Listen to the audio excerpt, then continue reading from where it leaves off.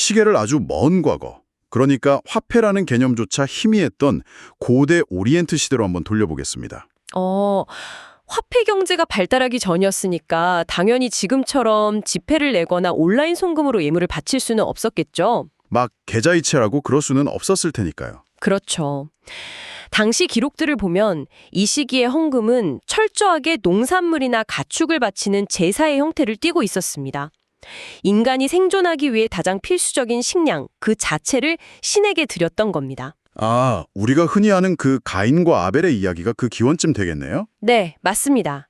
가인은 땅에서 난 농산물을 바쳤고 아벨은 양떼의 첫 새끼를 바쳤죠. 그리고 조금 더 시간을 지나서 아브라함의 시대에 오면 아주 흥미로운 사건이 하나 등장하더라고요. 어떤 사건이죠? 아브라함이 전쟁에서 크게 승리하고 돌아오는 길에 살렘 왕이자 제사장인 멜기세덱이라는 인물에게 자신이 얻은 전리품의 10분의 1을 바칩니다. 아, 그 유명한 장면이군요. 네, 역사 기록을 보면 이것이 바로 오늘날까지 이어지는 11조라는 개념의 아주 원형이 되었다고 하더라고요. 사실 고대 근동 지역에서 전쟁이 끝나고 왕에게 전리품의 일부를 바치는 건 꽤 흔한 관습이긴 했습니다. 일종의 세금 같은 거였군요. 네, 그런데 이것을 신의 대리자인 제사장에게 자발적으로 바쳤다는 점에서 그저 감사한 마음을 표현하는 원초적인 제위로 볼 수 있겠죠. 자발적이었다는 게 중요하네요. 맞아요.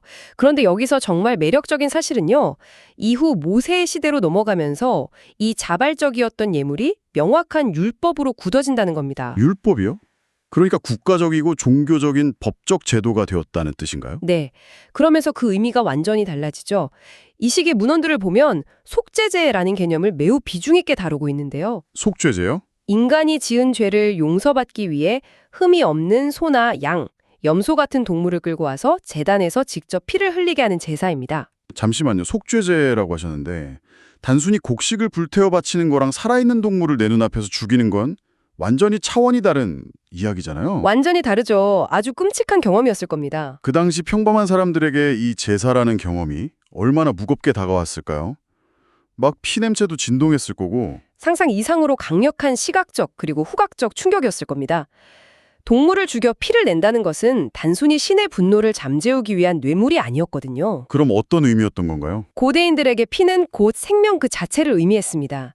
즉, 내가 죽어야 할 자리에 흠없는 생명이 대신 피를 흘리고 죽음으로써 단절되었던 창조주와의 관계를 다시 이어붙이는 아주 절박하고 영적인 수단이었죠. 아, 생명의 값을 생명으로 치르는 행위였군요. 맞습니다. 내 잘못 때문에 내가 정성껏 기르던 멀쩡한 가축이 내 눈앞에서 피를 흘리며 죽어가는 걸 본다면 진짜 다시는 죄를 짓지 말아야겠다는 뼈저린 각성이 일어났을 것 같아요. 아주 강력한 시청각 교육이었던 셈이죠. 그런데 이 구약시대의 제사 시스템을 종교적인 거 말고 약간 경제적인 관점에서 뜯어보면 아주 현실적인 구조 하나가 눈에 띄더라고요. 어떤 구조를 말씀하시는 거죠? 바로 레위 지파의 존재인데요. 아, 레위 지파. 중요한 포인트죠. 레위 사람들은 이스라엘의 12지파 중에서 유일하게 성전을 관리하고 제사를 주관하는 업무만 전담했던 그룹이잖아요. 네, 요즘으로 치면 종교의식과 성전 행정을 100% 전담하는 특수 공무원 같다고 할 수 있겠네요. 그런데 문제가 하나 있었죠. 이 사람들은 이 업무에만 매달려야 했기 때문에 나중에 가나안 땅에 들어갔을 때 생계를 유지할 농토를 전혀 분배받지 못했다고 기록되어 있습니다. 네, 땅이 없었죠. 고대 농경사회에서 땅이 없다는 건 사실상 사형 선고나 다름없지 않나요? 어떻게 먹고 살라는 건지. 정확히 짚으셨습니다. 땅이 없으면 당장 굶어 죽을 수밖에 없는 환경이었죠. 그래서 당시 이스라엘의 율법은 아주 흥미로운 시스템을 만듭니다. 어떤 시스템이죠? 이스라엘 백성들이 바치는 11조와 성물들을 단순히 제단에 태워 없애는 데 그치지 않고 성전을 운영하고 땅이 없는 레위인들의 생계를 책임지는 거대한 국가적 유통 시스템으로 설계했습니다. 아, 종교적인 예물이 곧 사회를 굴러가게 하는 필수적인 재원이었던 셈이네요. 네, 공동체 전체가 이 종교 전담자들을 먹여 살리는 아주 체계적인 구조였습니다.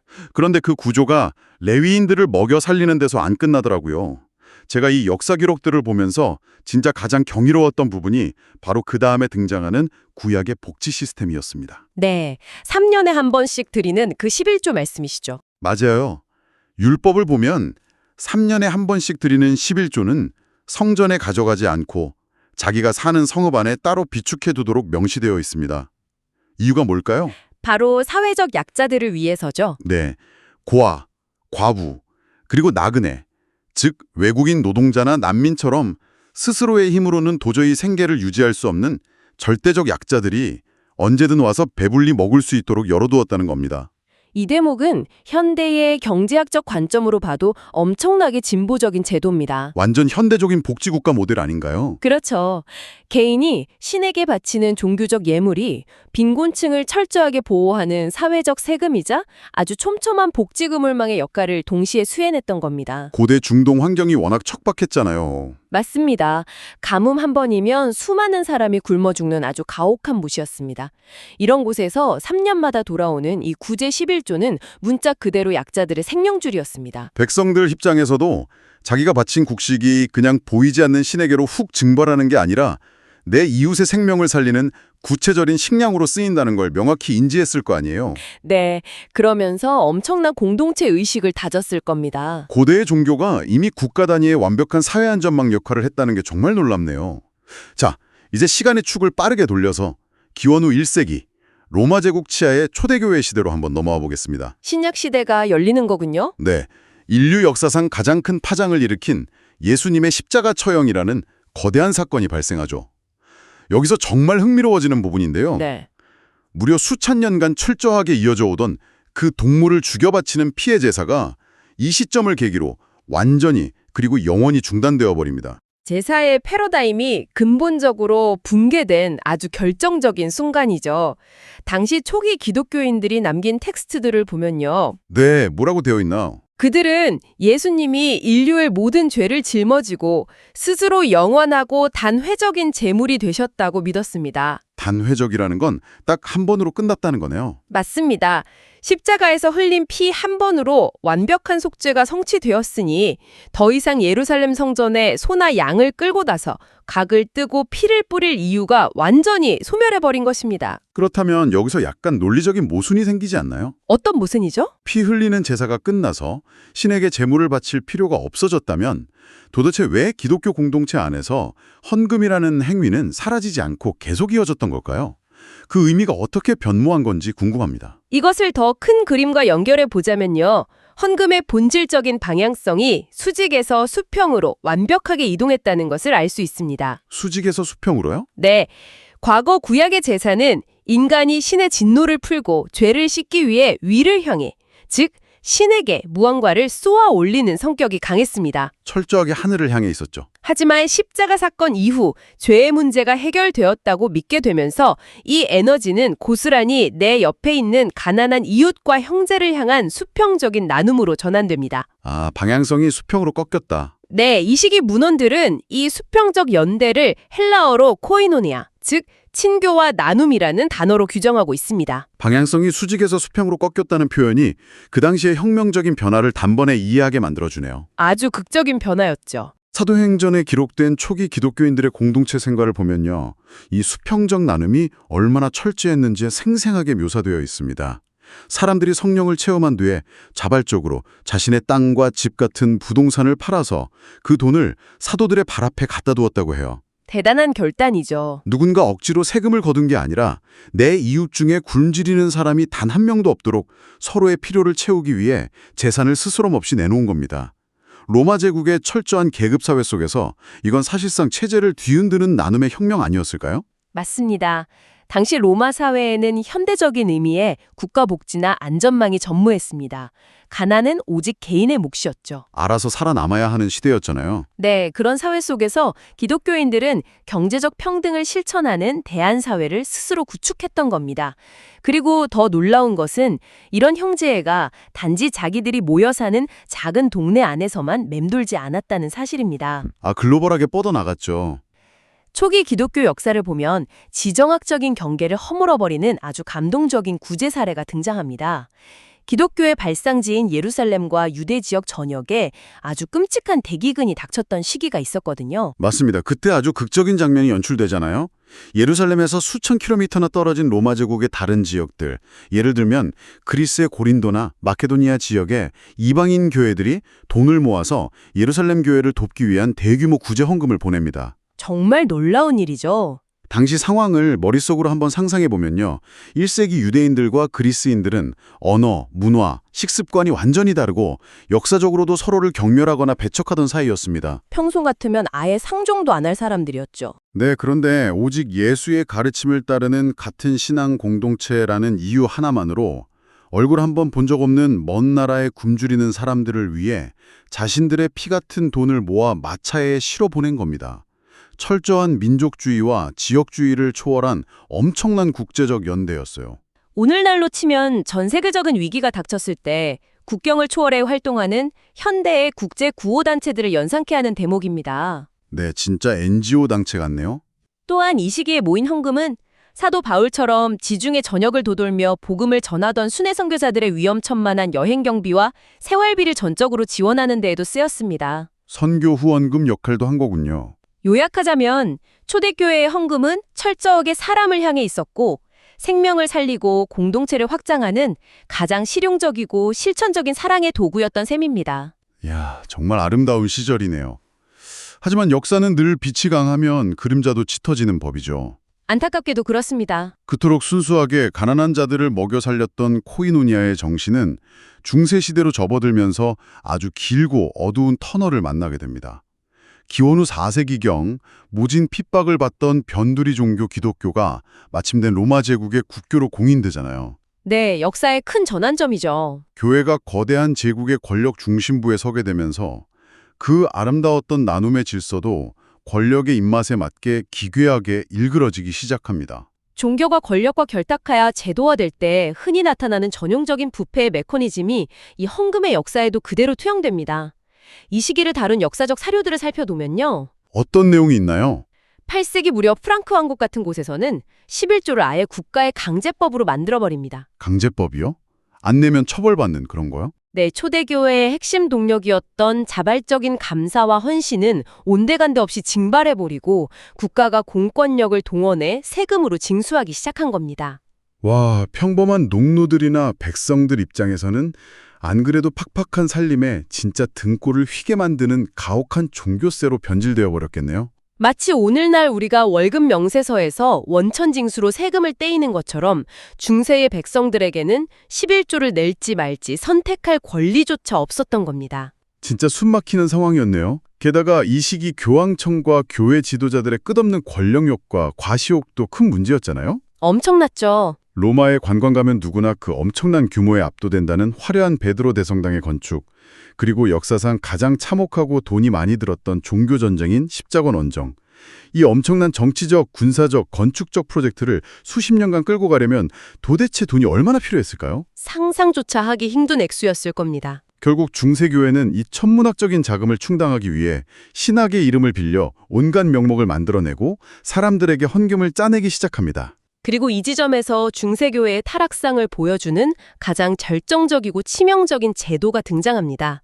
우리에게는 보통 면죄부로 잘 알려져 있고 역사적으로는 면벌부라 불리는 증서입니다. 아, 역사책에서 배웠던 그 면벌부요? 네, 당시 카톨릭 교회는 대중들에게 연옥이라는 중간지대의 공포를 극대화했습니다. 죽은 가족들이 연옥의 불길 속에서 고통받고 있다는 공포심을 자극한 뒤에 교회가 파는 이 증서를 돈을 주고 사면 그 형벌을 면제받을 수 있다고 선전한 것이죠. 공포 마케팅의 끝판왕이네요. 당시 면벌부 판매 책임자였던 요한 테체엘이라는 인물이 광장에서 외쳤던 아주 유명한 문구를 기록에 전하고 있습니다. 뭐라고 외쳤나요? 한국으로 간다고요? 네, 이 문정 하나에 당시 권력이 어떻게 대중의 심리를 조종하고 착취했는지가 완벽하게 응축되어 있습니다. 당시 글을 읽지 못해서 성경의 내용을 전혀 몰랐던 순박한 농민들 입장에서는 돌아가신 부모님이 불타는 연옥에서 고통받고 있다는 말에 빚을 내서라도 그 증서를 살 수밖에 없었겠네요. 선택의 여지가 없었을 겁니다. 신성해야 할 구원이라는 가치가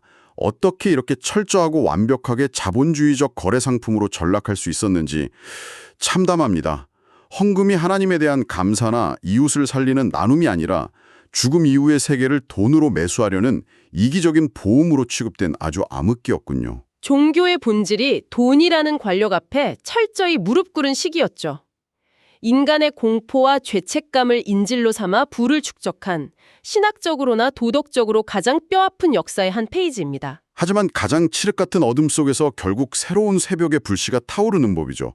16세기 이 거대하고 견고한 부패 시스템의 정면으로 돌을 던지며 역사의 물줄기를 완전히 바꿔버린 인물들이 무대 위로 등장합니다. 네, 마르틴 루터와 장칼뱅으로 대표되는 종교 개혁자들이죠. 맞습니다. 그들은 당시 면벌부 판매를 보면서 돈으로 신의 용서와 구원을 살 수 있다는 교회의 주장은 성경의 본질을 훼손하는 심각한 기만이다 라며 통쾌하고도 목숨을 건 선언을 날립니다. 이들의 저항과 함께 오늘날 우리가 아는 현대적인 의미의 헌금 철학이 서서히 뼈대를 갖추기 시작하죠. 종교개혁자들의 논리는 매우 단순하고도 강력했습니다. 구원은 오직 하나님의 전적인 은혜로 그 어떤 인간적인 대가나 공로 없이 값없이 주어진 선물이라는 사실을 다시 세운 겁니다. 행위가 아니라 은혜라는 거군요. 네, 만약 구원이 돈으로 살 수 없는 것이라면 우리가 바치는 헌금은 도대체 무엇이냐는 질문이 당연히 뒤따르게 되겠죠.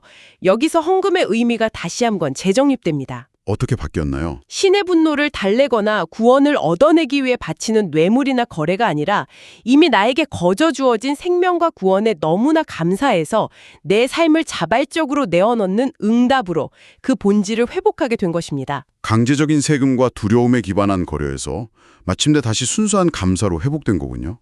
그런데 이 개혁기를 거쳐 현대에 이르기까지 기독교인들의 경제관을 지탱하는 아주 중요한 뼈대 같은 개념이 하나 등장하더라고요. 아, 청지기 의식을 말씀하시는 거군요. 네, 바로 그 청지기 의식이라는 용어인데요.